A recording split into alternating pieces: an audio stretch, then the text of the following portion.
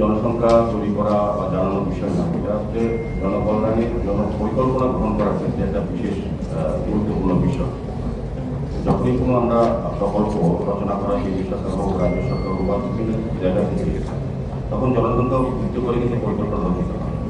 কাজে আগামী দিনে যে আমাদের বিকশিত ভারত বা বিকশিত ত্রিপুরা করার ক্ষেত্রে এই জনগণনা 2027 অত্যন্ত গুরুত্বপূর্ণ ভূমিকা নেবে। তো আমি আশা রাখবো যে আমাদের যারা জনপ্রতিনিধিরা আছেন সারা দেশের সঙ্গে সারা রাজ্যে এবং শহরে যখন জনগণনার কাজ শুরু হয়েছে, আজকে থেকে সেলফ ইনোভেশনের কাজ শুরু হয়েছে, এটা 30 জুলাই 31 জুলাই চলবে।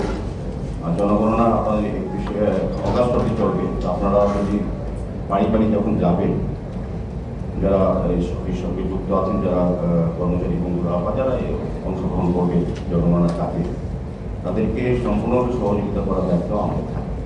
আমাদের ওয়ার্ডে, আমাদের এলাকায়, আমাদের মহল্লা বা আমাদের শহরে বিভিন্ন প্রান্তে জনগণনার কাজে যারা থাকবেন তাদেরকে সহযোগিতা করা অত্যন্ত প্রয়োজন। এই কারণে বললাম যে এই জনগণনা হচ্ছে আমাদের উন্নয়ন নীতি। জনগণনার মাধ্যমে সমস্ত স্কিম এবং আমাদের যে ফান্ড এলিগেশন হয়, এটা কেন্দ্রীয় সরকার বলুন বা রাজ্য সরকার হোক, জনগণনার ভিত্তিতে করা হয়। এই রাজ্য বা সহ বা দপ্তর থেকে অর্থ পাওয়া দেওয়া হয় বন্টন ব্যবস্থার মধ্যে জনগণনার বিষয়টা অত্যন্ত বিষয় থাকে, গুরুত্বপূর্ণ বিষয় থাকে। কাজে এই জনগণের কাজে আপনারা সবাই যুক্ত হবেন। আর আজকে কি মাননীয় রাজ্যভারত শুরু করেছেন, মাননীয় মুখ্যমন্ত্রী করবেন, আর আমরাও করবো। প্রত্যেকটি শহরবাসীর কাছে আমাদের আবেদন থাকবে, জনগণনায় সম্পূর্ণভাবে সহযোগিতা করবেন, নিজেও অন্তর্ভুক্ত হবেন এবং উন্নত ভারত, উন্নত রাজ্য গড়ার ক্ষেত্রে এবং তথ্যভিত্তিক সমস্ত ডেটা যাতে আমাদের সরকার বা আমাদের জনগণনা কর্মীরা পেয়ে যান এবং দপ্তর যাতে সেভাবে কাজ করতে পারে আগামী দিনে পরিকল্পনা রচনার ক্ষেত্রে বা মজবুত ভারত করার ক্ষেত্রে, উন্নয়নমুখী ভারত করার ক্ষেত্রে সেন্সাস অত্যন্ত গুরুত্বপূর্ণ বিষয়। আমি অনুরোধ করবো যে আমাদের ডিরেক্টর সাহেব আলোচনা রাখবেন, বিস্তারিতভাবে আলোচনা রাখবেন, কীভাবে আমাদের অংশগ্রহণ করা উচিত, কীভাবে আমাদের জনগণকে উৎসাহিত করা এবং অংশগ্রহণের ক্ষেত্রে আমাদের ভূমিকা কতটা থাকতে হবে এবং কী কী সুবিধা অসুবিধাগুলি থাকবে, কতটা সময় থাকবে, এটাও আমি বিস্তারিত আলোচনা সিম্পল প্রসেস, একটা পোর্টালে গিয়ে ক্লিক করলে 5 মিনিটের মধ্যে কাজ শেষ হয়ে যায়। তো এইখানে কাজ শুরু হয়েছে, সকালবেলাই শুরু হয়ে গেছে। অনারেবল গভর্নর সকাল 8টায় ওনার মূলত সভায়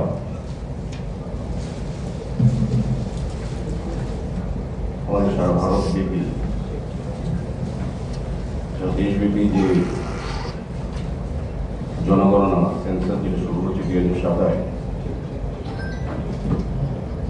তাকে সামনে রেখে এই উদ্যোগ বা এই কর্মসূচিকে সফল করার জন্য আগরতলা পৌর নিগমে যারা আমরা প্রতিনিধিরা আছি, জনপ্রতিনিধিরা এবং বিশেষ করে শহরবাসীদের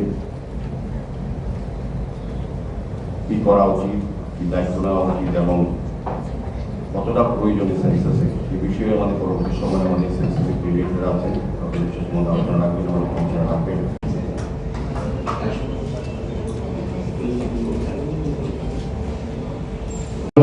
অনুরোধ করছি সেন্সাস নিয়ে আমাদেরকে প্রমাণিত করার জন্য।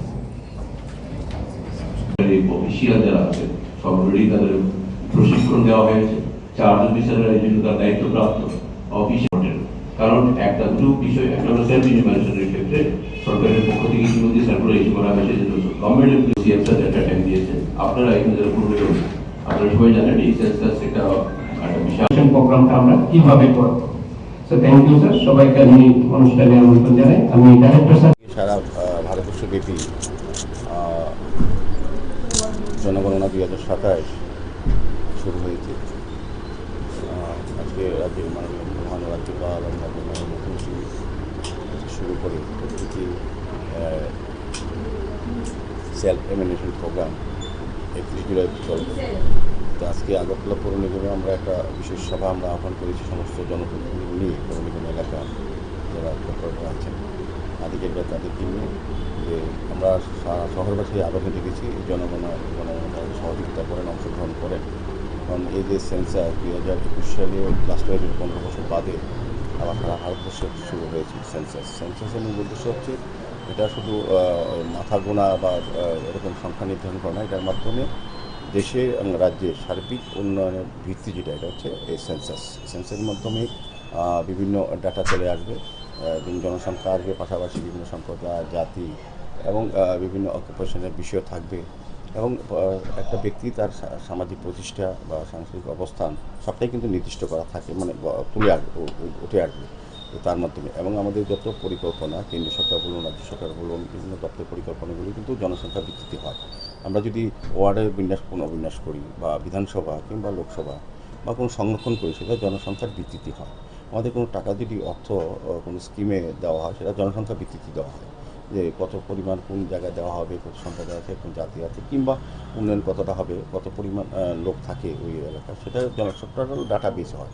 তো সেক্ষেত্রে আজকে আনুষ্ঠানিকভাবে 2011 পর প্রথম জনসংখ্যা সেন্সাসের কাজ শুরু হয়েছে। আমি অনুরোধ করব যারা সেন্সাসে যুক্ত থাকবেন তাদেরকে সহযোগিতা করার জন্য, এবং সবাই যাতে নিজেরা সরাসরি অংশগ্রহণ করে নিজের পরিবারের যে ডেটা বা শহর বা রাস্তার সমস্ত কিছু শহরের যাবতীয় যাতে ওয়ার্ড ভিত্তিক করা হবে, পাশাপাশি বিধানসভা ভিত্তিক হবে, রাজ্য ভিত্তিক হবে, দেশ সার্বিকভাবে সারা দেশের একটা চিত্র কিন্তু উঠে আসবে। এবং আগামী দিনে সমৃদ্ধ ভারত, উন্নত ভারত বা বিকশিত ভারত করার ক্ষেত্রে এই জনসংখ্যা সবচেয়ে বেশি গুরুত্বপূর্ণ ভূমিকা গ্রহণ করবে। কাজে এই জনসংখ্যা এই সেন্সাসের কাজে সকলকে অংশগ্রহণ করতে হবে, সকলের যে নির্দিষ্ট ব্যক্তিগত যা আছে ডেটাগুলো তুলে ধরতে হবে, তবেই সমৃদ্ধ হবে এই জনগণনা যে উদ্দেশ্যে করা হচ্ছে, ভারত সরকার করেছেন।